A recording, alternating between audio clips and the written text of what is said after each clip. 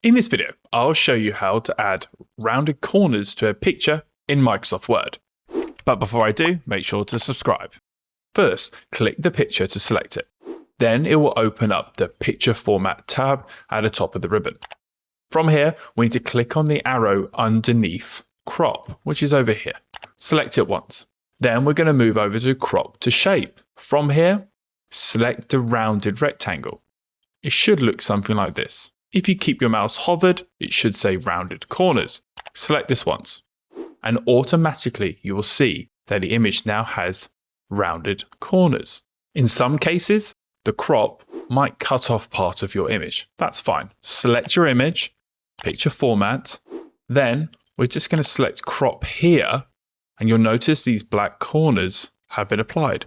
And from here, we can move our image around until you're happy with where it should be placed. Once you're happy, just click out and that should apply that setting.